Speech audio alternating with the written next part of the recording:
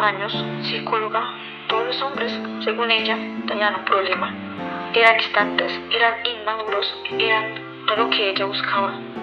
Hasta que algo cambió. No fueron los hombres los que cambiaron, fue lo que ella descubrió sobre sí misma.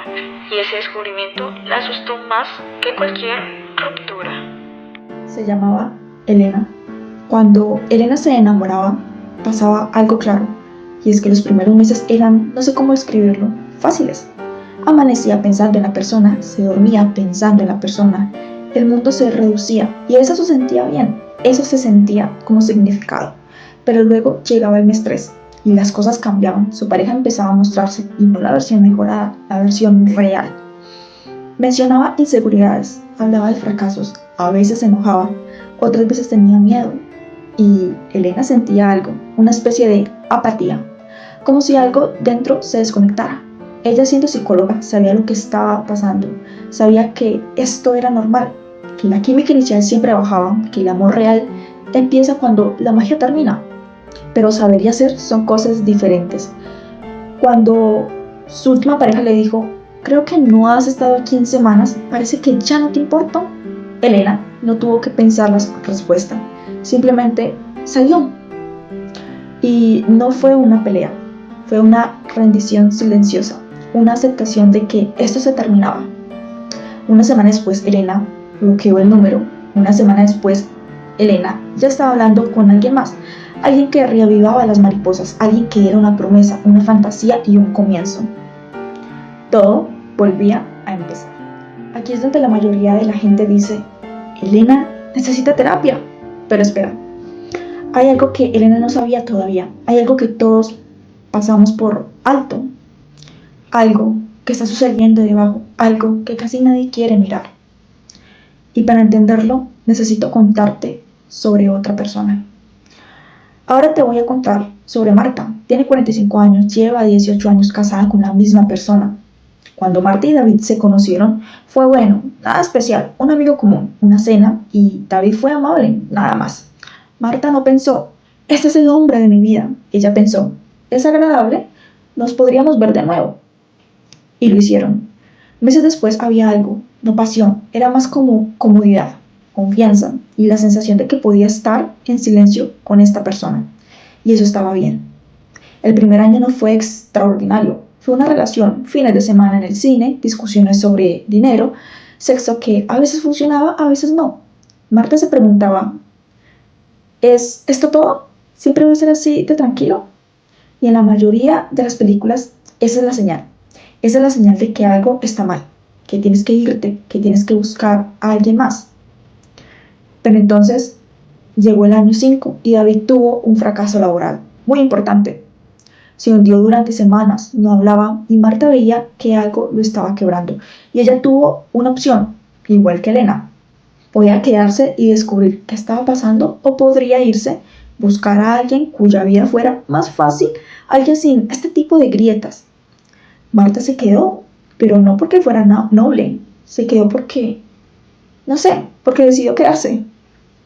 Decidió una noche, voy a escuchar qué está pasando. Y David habló durante horas. No fue poético, fue desordenado y se contradijo, lloró y fue real. Y algo cambió en Marta en ese momento. No fue que se enamorara de nuevo, fue que empezó a verlo, de verdad, no a la idea de David, a David. Aquí es donde necesito decirte algo que probablemente cambie cómo ves todo esto. Cuando Elena amaba, el amor se parecía a un incendio, ¿verdad? Rápido, intenso, consumidor, hermoso. Pero los incendios no duran, se comen a sí mismos y cuando se apaga, quedan solo cenizas. Cuando Marta amaba, el amor se parecía a una chimenea. Lento, constante, requiere trabajo, tienes que alimentarlo. A veces apenas hay llama, pero está ahí, calentando la casa, noche tras noche, año tras año. La pregunta no es cuál es mejor, la pregunta es cuál quieres ser capaz de tener. Soren Kierkegaard, un filósofo que pasó su vida estudiando el miedo, escribió algo que me quedó. Habló de lo que llamaba la angustia de la libertad.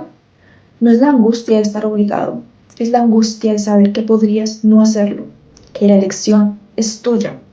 Elena, cada vez que su pareja mostraba una grieta, Enfrentaba una elección, quedarse o irse. Ella siempre elegía irse, pero Kierkegaard diría que esa no era libertad real, esa era huida, porque la libertad real sería quedarse sabiendo que podrías irte y no hacerlo. Marta en el año 5 enfrentó la misma elección, quedarse o irse. Ella eligió quedarse, sabiendo que podía irse, y eso es lo que Kierkegaard llamaba libertad. No ausencia de opciones, sino elección consciente. Aquí viene lo interesante. Si hablas con terapeutas, psicólogos, consejeros de parejas, existe un patrón que ven constantemente. Las rupturas tempranas casi nunca ocurren por conflictos. Ocurren cuando la fantasía choca con la realidad, cuando la otra persona deja de ser una promesa y empieza a ser una persona. Y hay otros patrones, los que se quedan, de verdad, descubren algo, no en el mes 1 ni en el mes 6, sino después, cuando toda la química inicial se ha desvanecido. Descubren que amaban a la persona, no la idea. ¿Por qué importa esto? Porque significa que el amor real no es lo que las películas dicen. El amor real es lo que sucede después de que termina la película. Quiero que entiendas algo sobre Elena. Ella no era mala, no estaba rota, simplemente tenía miedo, miedo a algo muy específico, miedo a descubrir que era ordinaria, que no era la persona especial de las películas, que su pareja tampoco lo era, que todo era simplemente vida, humano, imperfecto. Porque mientras el amor sea un incendio, puedes creer en la ilusión, puedes creer que eres especial, puedes creer que esto es diferente, puedes creer que encontraste a la persona, pero cuando el incendio se convierte en chimenea, cuando todo se vuelve ordinario, tienes que admitir la verdad, que elegiste a una persona ordinaria y que tú también eres ordinario y que eso está bien. Eso es lo que Elena no podía hacer. Cada vez que su pareja le mostraba sus grietas, Elena huía, porque quedarse habría significado verse a sí misma en esas grietas. No voy a decirte cómo vivir, pero sí te voy a pedir que observes. Esta semana, en silencio, piensa en las relaciones más largas que tuviste.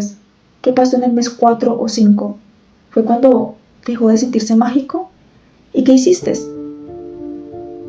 ¿Hay algo en tu vida, un trabajo, una amistad, un lugar que alguna vez fue emocionante y ahora es solo ordinario? ¿Cómo te sientes al respecto? Si tuvieras que quedarte en una relación durante 10 años, ¿qué tendrías que descubrir sobre ti que no quieres descubrir? Sea honesto, mientras escuchabas esas historias, probablemente pensaste en Elena, en ese impulso de irte, en esa sensación de que algo no estaba bien. Quería que supieras algo. Este video no fue sobre Elena, fue sobre ti. Porque la pregunta nunca fue, ¿por qué nada dura? La pregunta siempre fue, ¿por qué no quiero que dure?